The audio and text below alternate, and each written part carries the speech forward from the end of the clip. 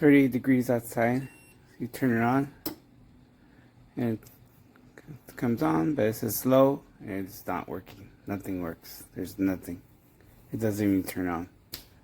Apparently it has a sensor in there. If it's too cold, it will not work. So this thing's a piece of junk, apparently, because it's $500 down the drain. Nothing. It's not working. It's terrible. Don't purchase this. It's junk.